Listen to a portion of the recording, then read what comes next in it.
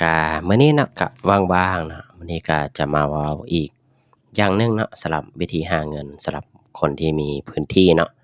สำหรับไผที่ว่าเฮ็ดเวียกอยู่ในเมืองบ่หรือว่าอยู่แถวนครหลวงหรือว่าทางเขตออกไปนอกหน่อยหนึ่งเนาะอยากจะมีรายได้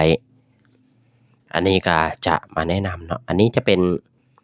วิธีนะปลูกผักเฮ็ดสวนถามว่าอาชีพนี้มันสร้างรายได้ได้บ่ที่จริงแล้วมันสร้างรายได้ได้เนาะมีแต่ว่าเราจะมีความรู้พอหรือบ่บางเทื่อพวกวิชาพื้นฐานมันก็บ่แม่นสิ่งที่ว่าทุกคนมันจะเรียนได้เนาะอันนี้ก็จำเป็นเนาะมันเป็นสิ่งที่ว่าหลายๆคนก็อาจจะเข้าใจว่าโอ้มันง่ายๆเนาะปลูกผักไผก็เฮ็ดได้แม่นปลูกผักไผก็เฮ็ดได้แต่คนส่วนใหญ่เลือกที่จะบ่เฮ็ดมันเป็นสิ่งที่ปกติแหละคนนะ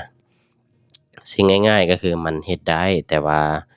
คนก็คิดว่าโอ้ปลูกมาแล้วมันสิได้บ่แล้วเวลาเจ้าไปเลาะตลาดเจ้าจะเห็นบ่ว่าราคาผักนะที่เขาเอามาบางอันคือเขาขายเนาะราคาคูณ2ก็ยังขายได้แต่ว่า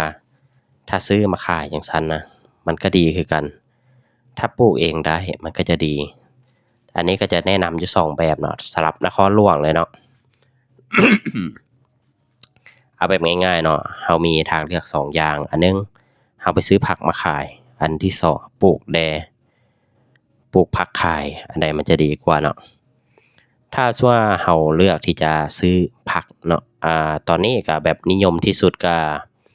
ตลาดอกซีเนาะอยู่แถวคล้ายๆหนองแต้งออกไปทางนั้นเนาะข้อยก็บ่จื้อชื่อบ้านมันชื่อหยังแต่ว่าอยู่แถวนั้นแหละใกล้กับปั๊มน้ำมันเนาะแต่ก่อนมันข้อยเคยไปรอท่าอยู่ปั๊มน้ำมันเพื่อไปเวียกแต่ข้อยก็ไปนั่งอยู่ใกล้ๆนั่นแหละแต่ข้อยก็บ่ได้มีเวลาที่จะไปรอหรือว่าเอาผักมาขายแต่ส่วนใหญ่ข้อยไปซื้อผักอยู่นั่นมันข้อยซื้อมะเขือไก่เนาะมันราคามันถูกดีผักเป็นหมื่นเนาะราคา40-50พันบางเทื่อก็ราคาแพงก็70-80ได้หมื่นหนึ่งก็12กิโลผักก็มันได้หลายเดะมีแต่ว่าถ้าเจ้าเลือกเป็นเจ้าสามารถเอามาได้เนาะเอามาขายเอามาเฮ็ดหยังก็ได้แต่เวลาผักเข้ามาเนาะเอามาขายย่อยคือมันได้กำไรดีแต่ว่าเจ้าต้องขายให้มันได้จะต้องเลือกผักที่ว่าถูกกับชนิดที่ว่าคนลาวเขาเนาะมักจะเฮ็ดกินบางคนเขามักอ่าในยุคนี้เนาะเขามักเฮ็ดจุ้มเฮ็ดหยังนี่แหละมาล่าหรือว่าเป็นหยังต่างๆที่เขานิยมจะมีพวกผักกาดขาวบ่พวกผักบงจีนมันจะมีส่วนประกอบแล้วแต่คนมักเนาะแต่คนนิยมมันก็จะมีอยู่3-4อย่างแหละแต่ว่ามันถ้าเรารู้เฮ็ดรู้จุดเนาะเรารู้ว่ากลุ่มคนเนาะมันอยู่ในกลุ่มนี้เนาะเขามักผักมักอันนี้มักกินแบบนี้เนาะเราเลือกมาขายได้ก็คือเราเลือกมาขายบางเทื่อเอาแบบประมาณน่ะ10,000ประมาณ50,000เรามาซ่อมออกก็เสียหายน้อยหนึ่งนี่แหละแต่ก็บ่เป็นหยังดอกถ้ามีสัตว์ก็โยนให้เป็ดให้ไก่กินแล้วก็แล้วถ้าบ่มีก็เอา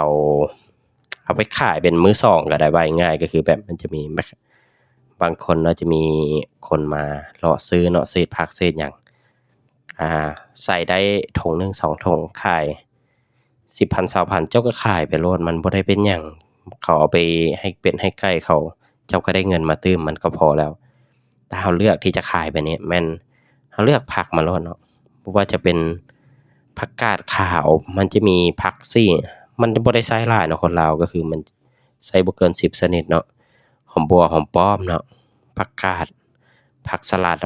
มันบ่หลายบางเทื่อก็แล้วคนมักเฮ็ดยำสลัดเฮ็ดหยังก็เลือกผักสลัดมาขายแต่ราคาก็คือเอาว่าง่ายๆเนาะไปเอาจากสถานที่เอามาขายคือราคามันเกือบคูณ2เนาะอันนี้แต่ว่าถ้าขายบ่ได้ก็คือมันจะเน่าจะเสียเนาะมันต่างจากพวกขายสินค้าพวกประเภทเครื่องย่อยพวกประเภทเครื่องแห้งเนาะอันนั้นมันต่างไปแต่ว่าถ้าขายได้ก็คือมันกำไรมันหลายบางคนเนาะขายไปปกติมีหน้าเรือนมีบ่อนจุดขายเฉพาะก็คือขายได้บางคนก็มื้อละ4-5แสนมีแต่ว่ามันต้องได้ดุมันขยันหน่อยหนึ่งเนาะในการไปเอาในการซ่อมมันหยังต่างๆแล้วก็การปากเว้าการรู้จักลูกค้าการดึงดูดมันหยังต่างๆเราสามารถดึงได้เนาะบ่ว่าเขาสิไปแว่ตลาดบ่หรือบ่แว่ตลาดเราเอาเท่าส่ำอยู่ตลาดเพราะว่าอยู่ตลาดก็คือมันจะเก็บค่าเช่ารายมื้อเนาะมันจะมีแบบค่าแผงค่าหยังหั้นน่ะอันนั้นมันจะเป็นอีกแบบหนึ่ง ถ้าเราขายอยู่บ้านเราได้ราคาส่ำๆกับตลาดเราเฮ็ดได้อยู่แล้วเพราะว่าเรากับตลาดไปเอาเครื่องมาจากบ่อนเดียวกันแนวใดมันราคามันก็ได้คือกันอันนี้มันก็ถือว่าเนาะเราก็ต้องเลือกเบิ่งว่ามันจะได้หรือบ่แต่ว่าเราอยากจะขายหรือบ่บางคนก็บ่มักเนาะอาชีพขายเครื่องหรือว่าอาชีพเป็นเฮ็ดปลูกผักปลูกหยังเฮ็ดขายนี่นะถ้าว่าเจ้าว่างเจ้าอยู่ลาลาเนาะมีพื้นที่เล็กน้อยเนาะมีหน้าร้านหน้าเรือนมันเฮ็ดได้เนาะคนเฮามันนิยมมันต้องการนะประเภทพวกนี้มันต้องการได้ประจำอยู่แล้วทุกคนเนาะต้องการอาหารต้องการพืชผักต้องการสิ่งต่างๆเนาะถ้าเรามีเราตอบสนองได้มันก็ได้คือกันแต่ว่าเราต้องเลือกว่าเราจะขายให้กลุ่มคนกลุ่มใดที่ว่าอยู่อ้อมข้างเราต้องรู้ก่อนว่าในตลาดอ้อมข้างเขาต้องการหยังหรือว่าถ้ามันมีห้านหลายๆอันแล้วเจ้าก็ไปขายแข่งบางเทื่อมันก็ลำบากหน่อยหนึ่งมันอาจจะได้ขายน้อยแต่ว่าถ้านอกจากที่ว่าเราจะขายผักแล้วเราขายเนาะอย่างอื่นเพิ่มก็ได้มันจะเป็นประเภทเนาะอาหารส่วนใหญ่คนจะมักเอาไปกินกับเฟอกับอิหยังต่างๆหั้นนะหรือว่าสิ่งของต่างๆบ่ว่าจะเป็นหอมกระเทียมมักเล่นบ่สิ่งประกอบต่างๆเอาพวกประเภทหอมประเภทเครื่องปรุงอิหยังต่างๆหั้นนะเราขายไปได้คือกันหรือแม้แต่เนาะเอาเกลือแป้งนัวมะเขือน้ำตาลน่ะมาห้อยมาเฮ็ดเป็นถุงย่อยขายอันนั้นก็คือกำไรดีเนาะแต่บางคนก็บ่เฮ็ดแต่ว่าเห็นบางคนเขาก็เห็นแล้วบางคนเขามาถามร้านข้อยว่าข้อยมีบ่ก็คือเนาะร้านข้อยบางเทื่อข้อยก็บ่ได้ย่อยปานนั้นแต่ว่าเขาจำเป็นจะต้องแต่งกินเนาะเอาคาบเดียวเนาะ 5,000 10,000 เขาต้องการเท่านั้นเขาอาจจะไปซื้อร้านที่ว่ามันเฮ็ดย่อยๆไว้แต่ว่ามันได้น้อยได้หลายเขาบ่สนมีแต่ว่ามันได้เพียงพอที่เขาจะเอาไปใช้งานในตอนนั้นได้มันก็พอแล้วอันนี้เนาะขายผักขายหยังมันก็เป็นสิ่งที่บ่ได้ยากเนาะมันขายได้เนาะมีแต่ว่าเจ้าต้องมีความรู้ความสามารถหน่อยหนึ่งอันนี้บ่แม่นว่ามีแบบได้ไปเรียนได้ไปหยังดอกแต่ว่าการเรียนรู้นำคนการสื่อสารอิหยังต่างๆการขายเราต้องเลือกเบิ่งว่าขายแล้วเราจะขายหยังขายแบบใดขายให้ไผมันต้องตีโจทย์ให้ได้เนาะบ่แม่นว่าอยากเฮ็ดหยังก็เฮ็ดบางคนก็เฮ็ดมั่วๆไปว่าคิดว่าเห็นคนอื่นเฮ็ดได้แล้วเราก็จะเฮ็ดได้หั้นนะ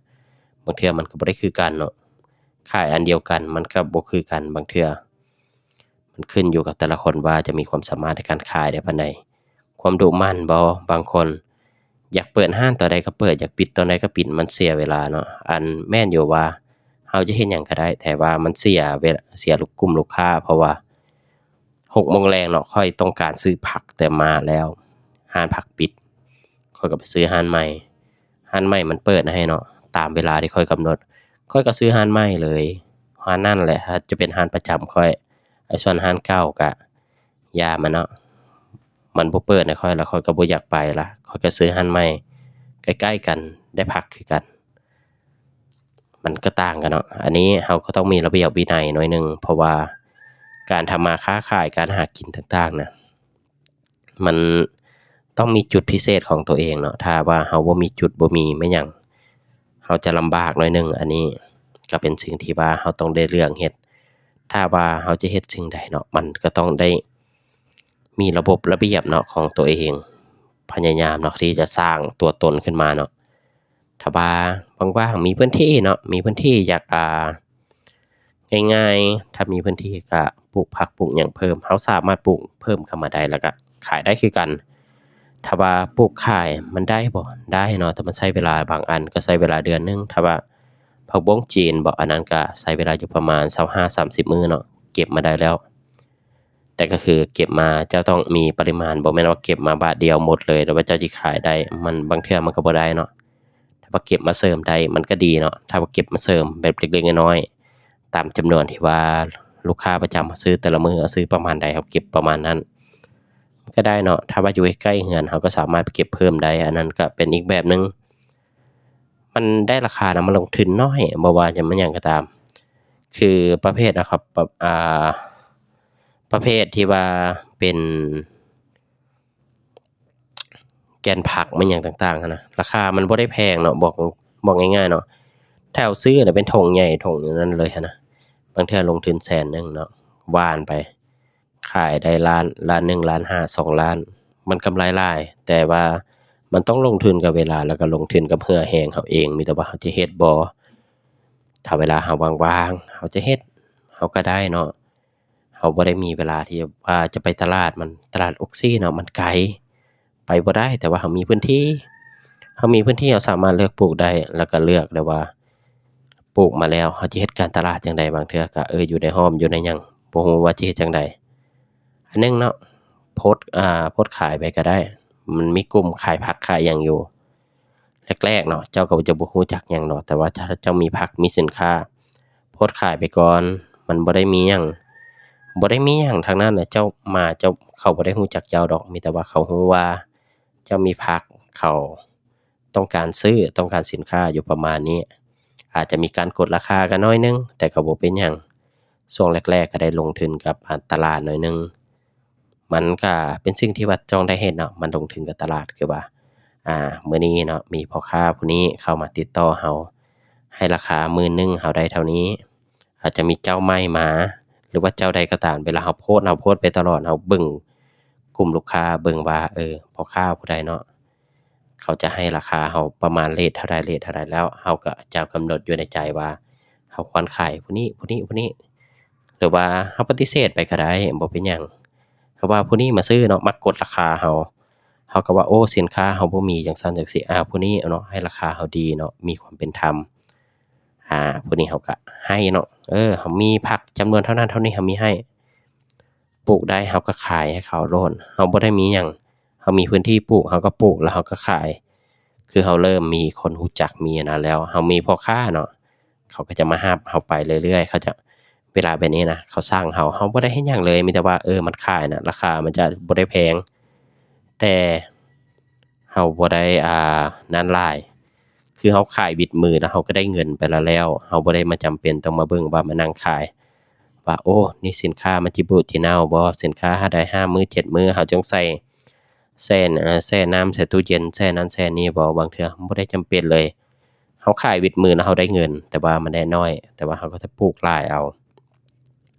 แล้วการเลือกปลูกก็คือเราต้องเลือกปลูกตามฤดูกาลตามความนิยมของสังคมเนาะสังคมมักไปใดเราก็ปลูกให้ตอบสนองแบบนั้นแต่ว่าเราจะบ่ปลูกเกินเนาะบางคนก็ปลูกเกินปลูกแบบเดียวกันในฤดูกาลเดียวกันบางเทื่อเนาะมันหลายมันเกินตลาดหลายเกิดหยังขึ้นเกินตลาดหลายราคามันก็ตกเนาะราคามันตกผู้บริโภคคือข้อยนะบางเทื่อข้อยก็ดีใจเนาะราคาตกข้อยก็ซื้อมาถึกๆนี่ซื้อมาข้อยก็หว่านในไก่ข้อยกินบางเทื่อบางเทื่อเนาะ30-40 พันได้เป็นหมื่นข้อยก็เอาเลยเนาะมันบ่ได้มีหยัง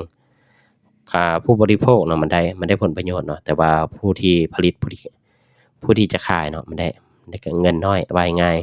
ๆเราก็ต้องเลือกเบิ่งว่า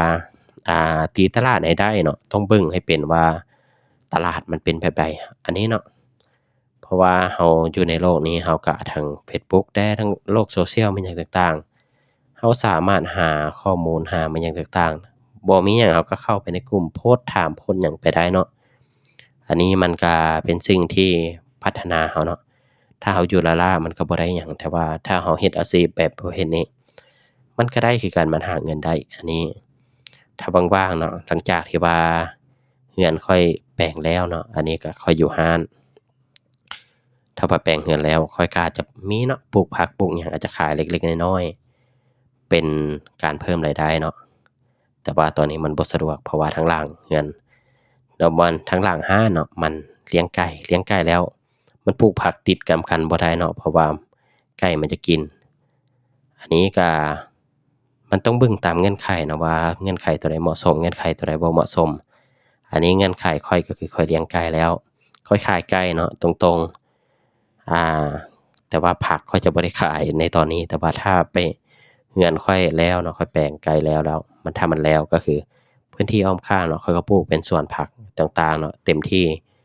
เพราะว่าครอบครัวข้อยเนาะมันเขาบ่ได้ค้านบ่ได้หยังเนาะการเฮ็ดผักเฮ็ดหยังปลูกผักขายนี่มันบ่แม่นเรื่องใหญ่แล้วก็บ่แม่นเรื่องที่น่าอายเฮ็ดได้เนาะเพราะว่าข้อยเคยเริ่มจากที่ว่าบ่มีหยังพ่อแม่เคยพาข้อยมาเนาะข้อยบ่มีหยังนำพ่อแต่พ่อเฒ่าแม่เฒ่ามีเงินติดถุงให้ข้อยเอามาก็คือแม่เอามาซื้อเครื่องให้ซื่อๆพอได้มีเครื่องนุ่ง มาก็อดมื้อกินมื้อเนาะมาอยู่นครหลวงก็อาศัยพี่น้องอยู่แล้วก็ไปอยู่แถวเวียงจันทน์เนาะแถวหลัง52แถวนั้นก็เลาะกินเลาะหยังหารอดตายไปแต่ละมื้ออยู่ตามตลาดเนาะก็บ่ได้รู้หยังในชีวิตในตอนนั้นเพราะว่ายังน้อยการเรียนรู้เนาะมันต้องได้ใช้ประสบการณ์มันต้องได้ผ่านมาทุกอย่างถ้าว่าผ่านมาแล้วเนาะรู้จักความลำบากแล้วบางเทื่อเนาะทุกอย่างมันก็บ่มีคำว่าเฮ็ดบ่ได้เนาะมีแต่ว่าต้องดุมันต้องขยันต้องเฮ็ดหยังแดต้องวางแผนหยังแดในตอนนั้นข้อยก็วางแผนบ่เป็นแต่ว่าในตอนนี้ข้อยวางแผนเป็นมีระบบมีระเบียบร้านก็บ่ได้มีหยังแดค่อยมีร้านที่ว่าขายเครื่องขายหยังค่อยขายเป็นระบบระเบียบมีเวลาปิดเปิดมีลูกค้าประจำอันนี้มันจะเป็นอีกแบบหนึ่งแต่ว่าถ้าข้อยเฮ็ดได้เนาะข้อยก็อยากมีเวลาว่างที่ว่าจะไปเฮ็ดปลูกผักปลูกหยังเนาะเฮ็ดฟาร์มไก่เฮ็ดหยังไปคือรายได้น่ะมันบ่แน่นอนบางเทื่อเราก็อยากเฮ็ดในสิ่งที่ว่าเรามีเวลาได้อยู่กับมันแหน่บางเทื่อความสุขมันก็บ่ได้ว่าเราจะมานั่งขายเครื่องอยู่ตลอด15ชั่วโมงบ่แต่ว่าเราเลือกที่จะขายเครื่องในชั่วโมงที่น้อยๆมันก็ได้เนาะถ้าว่าเนาะมันบ่ได้มีหยังหลายถ้าว่าเจ้าปลูกผักเจ้าก็แค่ตอนเช้ามาจัก10-15นาทีเจ้ารดน้ำแล้วหรือว่าสลัดหน่อยหนึ่งเนาะสปริงเกอร์ยาวเข้าไปโลดปิ่นเข้าไปเปิดสปริงเกอร์จัก3นาที5นาทีมันก็ทั่วสวนเจ้าแล้วเจ้าก็ไปเฮ็ดอย่างอื่นมันบ่ได้มีหยังหลายเจ้าก็ไปนั่งเคลียร์โทรศัพท์เล่นก็ได้มันได้เนาะมีแต่ว่าฮอดยามเจ้าก็ไปเบิ่งผักเบิ่งหยังถ้าว่ามันมีหญ้าบ่มีหญ้าเจ้าก็ดึงออกซื่อๆฮอดยามมาเขาแชตเข้ามาเขาถามเข้ามาเจ้าก็มีแต่ว่าตอบเขามีสินค้าบ่มีบ่มีถ้ามีสินค้าข้อยอยากได้เท่านั้นเท่านี้เจ้าก็ให้เขาไปเขาก็โอนเงินให้เจ้าเจ้าก็เอาเครื่องให้เขามันก็จบเจ้าบ่ได้มีเวลาที่ว่าจะไปเฮ็ดนั่นอันนี้ตลอดมันบ่จำเป็นเนาะการที่ว่าเรามีสินค้ามีหยังแล้วเราให้ในชั่วโมงนั้นหรือว่าเราให้ในเวลาช่วงนั้นมันก็ได้เนาะอันนี้ก็ถือว่าเนาะอาจจะยาวนิดหนึ่งเนาะสำหรับคลิปนี้แต่ก็มีประมาณนี้เนาะเดี๋ยวคลิปหน้าจะมีอย่างอื่นอีกเนาะอันนี้ก็ถือว่าเป็นอีกแนวทางหนึ่งเนาะมาแนะนำ